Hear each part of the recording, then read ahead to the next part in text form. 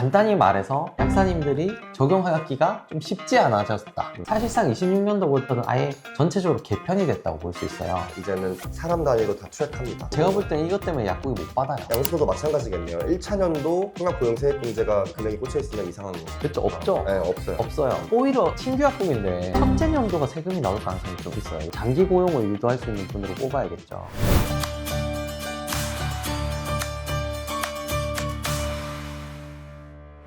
안녕하십니까. 세무회계 지킴의 강민호 회계사입니다. 신희망 회계사입니다. 네, 이번 달이 이제 종합소득세 신고 달이기도 해서 저희가 세액공제에 대해서 좀 얘기해보는 시간을 갖도록 하겠습니다. 특히나 약국에서 제일 많이 적용되는 세액공제가 예전에는 고용증대라고 했지만 이제 통합고용세액공제라고 이름이 바뀌었죠. 네. 그래서 통합고용세액공제에 대해서 좀 얘기를 해보는 시간이 필요한 게 개정이 26년도에 됐죠. 개정이 좀 많이 됐습니다. 사실 거의 뭐 대폭 됐다고 볼 수 있죠. 엄청 많이 됐다고 볼 수 있죠. 그전에는 미세하게 몇 개의 통칭만 바뀌다가 사실상 26년도부터는 아예 전체적으로 개편이 됐다고 볼 수 있어요. 간단히 말해서 약사님들이 적용하기가 좀 쉽지 않아졌다. 첫 번째는 예전에는 도전 근로자 수를 바탕으로 계산을 숫자로만 했는데 이제는 사람 단위로 다 트랙합니다. 이게 가장 네. 큰 문제가 됩니다. 주민등록번호. 제가 볼 때는 이것 때문에 약국이 못 받아요. 예전에는 약사님이 뭐 3명을 고용했다가 5명이 됐기 때문에 2명에 대한 세액공제가 된다 막 이렇게 말씀을 드렸잖아요. 근데 지금은 정확하게 그 사람 주민번호 기준으로 사람이 증가해야 됩니다. 그게 어떤 의미냐면 이 사람이 1년 이상 고용해야 된다는 조건이 붙었어요. 한 명 빠졌다고 급하게 2명 채워넣는다고 한 명 증가한 게 아니게 되는 아닌 게 거예요. 된 거예요. 그게 너무 큰 조건이죠. 예를 들어서 보면 2026년 3월 1일에 고용하셨으면 2027년 3월 1일까지 이 사람이 1년을 고용해야지만 그 사람 한 명에 대한 카운팅이 됩니다. 그러면 그 사람이 만약에 퇴사를 중간에 했다. 그럼 사실 빵을 시작하는 거예요. 특정 근로자를 트랙해가지고 이 사람의 입퇴사를 고려해서 하는. 예전에 맨날 질문이 그거였어요. 맞아요. 그 사람 퇴사하면 안 되나요? 음, 예전엔 상관없었어요. 근데 지금은 이제 상관이 있는 상관 거지. 있죠. 상관 이제 이 사람이 퇴사할 때 바지끈을 잡아야 돼요. 25년도, 24년도 분에 대해서는 사실 사람에 대한 주민번호까지 관리를 하진 않았어요. 정확히 말하면 약국이 고용한 사람이 2명이었다가 4명이 됐다. 누군지 모르겠지만 2명 증가했으니까 세액공제 주겠다. 이런 개념이었는데 이제는 정확하게 어떤 주민번호인 사람이 1년 이상 고용된 상태가 몇 명이 됐다. 이걸 카운팅 하겠다는 소리예요. 그럼 이론적으로 지금 개정이 가장 큰 문제가 저는 그게 26년도라고 봐요. 26년도. 왜냐면 26년도는 아마 1년차 세액공제는 없을 것 같아요. 2026년 1월 1일에 고용하셔야 2026년 12월 31일이 돼야 그 사람이 그 약국에 1년이 고용하게 됩니다. 1년 이상 고용한 사람만 한 명으로 쳐주는데 2026년도에는 사실상 있을 수가 없어요. 이제 또 오해하실 수 있으니까 여기서 말하는 26년이라 하면 27년 5, 6월에 내는 세금.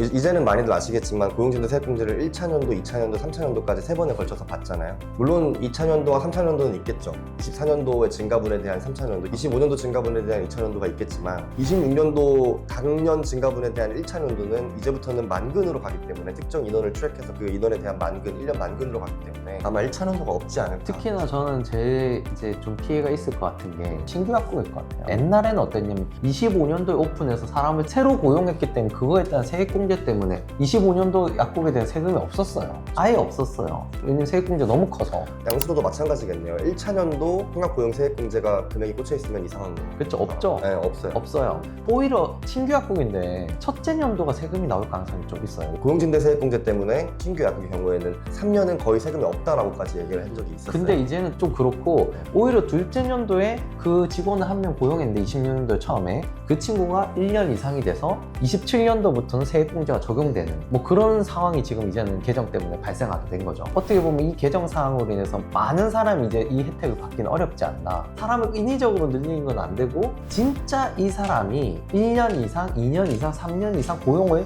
할 수밖에 없게 그렇게 세액공제가 바뀐 거죠. 세액공제 자체가 되게 디테일해졌고 어떻게 보면 옛날같이 꼼수로 하는 게 없어진 거죠. 사실 그것 때문에 경정청구도 너무 남발했고요. 과거에 쉽게 됐고. 저희도 이게 법의 취지와 맞지 않게 이렇게 이용되는 것에 대해서 절세가 되는 것이니까 당연히 뭐 하긴 하는데 그게 퀘스천은 있었어요. 법의 취지는 말 그대로 35세 미만의 청년을 장기간 고용하라는 실제 의미였어요. 그러니까 3년 줬죠. 원래는 그런 의미였는데 실제 장기간 근무가 아니라 솔직히 1년만 고용하고 그냥 내보내더라도 그 그게 그냥 세액공제가 됐잖아요.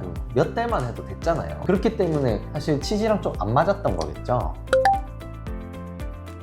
청년이나 고용 취약계층이라고 할 수 있는 뭐 60세 이상 장애인 이런 분들을 취업해서 3년 이상 있으면 가능할 것 같아. 그럼 세액공제를 많이 해줄게. 그래서 세액공제 금액이 많이 늘었습니다. 지방 기준으로 보면 5천만 원 가까이 해줘요. 맞아요. 5천만 원 가까이 해준 걸로 늘었고, 또 하나 장점은 토해내는 규정이 없어졌어요. 없었죠. 그래서 특정 인원을 진짜로 고용해서 3년을 유지한 찐 고용이라면 사실 기존보다 훨씬 더 많은 양을 안전하게 세액공제 받을 수 있긴 합니다. 예를 들어서 1년 차에 이 사람이 고용을 했기 때문에 1,000만 원을 받았다. 그러면 2년 차 이 사람이 퇴사해버렸어요. 그럼 2년 차를 받다가 아마 없어졌을 텐데 이거 1년 차를 토해내는 건 아니에요. 그래서 약사님들이 예전에 그런 소리를 들었을 거예요. 고용빙대 세액공제 잘못하면 토해낸다. 근데 이제 그 규정이 삭제됐어요. 2020년도 기준으로. 어떻게 보면 이제는 받기조차도 어려워졌기 때문에 받기가 어려웠어요. 받았으면 이 사람이 퇴사하려 할 때 이제 고민을 해봐야 돼. 이 사람이 진짜 퇴사하게 되면 급여를 더 줘서라도 잡아야 되나? 이 생각을 좀 해야 돼요. 왜냐면 이제 물론 근로자들이 이걸 악용하지 않는다는 전제로 네. 300만 원 연봉 올려주고 안 나가는 게 내 세금에 훨씬 도움될 수도 있거든요. 지방에 35세 미만이면 뭐 2년째 뭐 최대로 봤을 때 1,900만까지요. 그럼 1,900만 원을 받을 건데 차라리 연봉 한 300만 원 올려주고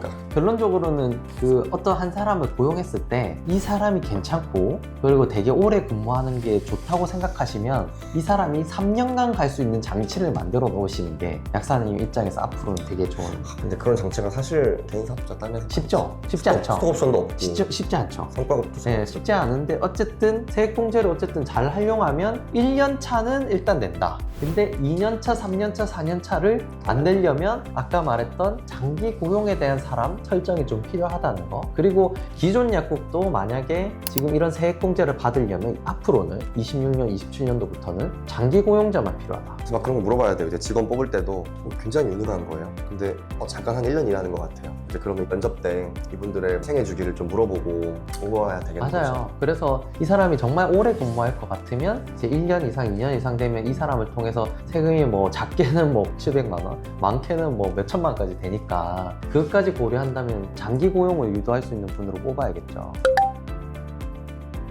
예전 같으면 무조건 사대보험 좋아요. 사대보험 고용하셔서 빨리빨리 대처하면 됩니다. 이렇게 말했을 텐데 사람 대 사람이 하는 일이라 직원을 컨트롤하라는 말을 함부로 할 수가 없잖아요. 그러니까. 우리가 직원을 장기간 고용하는 게 좋긴 좋습니다라고 말씀을 드릴 수 있으나 아니, 어떻게 뭐 그걸 잡으세요? 누가, 네. 이렇게 말하기는 어려우니까. 국장님들이 뭐 그걸 누가 몰라서 그러겠어요. 맞아요. 네. 직원이 뭐 개인 사정이 있을 수도 있고 좋은 직원은 나가려고 하고 안 좋은 직원은 또 있으려고 할 수도 있으니까. 그런 거 모르는 네. 거죠. 세상 일을 모르는 거니까. 어쨌든 결론적으로 법의 취지는 장기 고용을 유도하고 있고 이게 기본 사항으로서 일용직보다는 사대보험이고 당연히 1년 이상의 계약을 기반으로 하고 있고 정규직 기반입니다.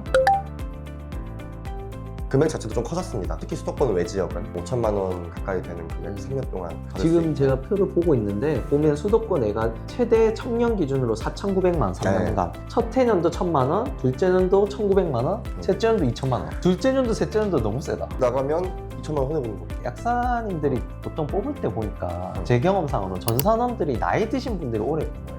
그래서 어차피 이거를 청년으로 못 뽑는다 가정하고 뽑는 게 차라리 낫지 않나. 장기로 해도 보면 그 외 상시 근로자도 수도권에는 3,200만 원까지. 그러니까 35세에서 60세 사이를 뽑았다 해도 오래 근무한 사람이 어쨌든 유리한 거죠. 저라면 그렇게 할 것 같아요. 청년을 뽑아서 1년 만에 퇴사할 바에 그러니까 눈빛이 너무 초롱초롱하면 안 되는 거지. 그럴 바에 한 50대 초반을 3년간 근무할 사람을 차라리 뽑는 게 유리할 수도 있을 것 같아요. 기존에 4,650만 원이 4,900만 원으로 뭐 250만 원 는 것도 있거든요. 수납도 없어지고.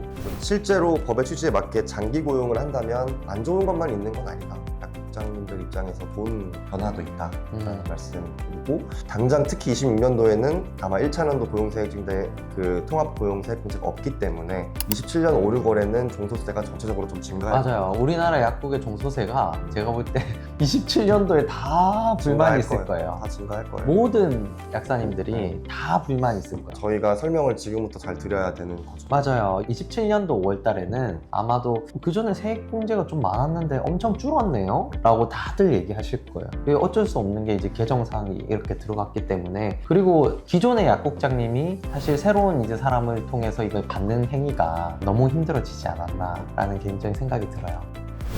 오늘 뭐 이 정도로 영상 마무리하겠습니다. 시청해주셔서 감사합니다. 네, 감사합니다.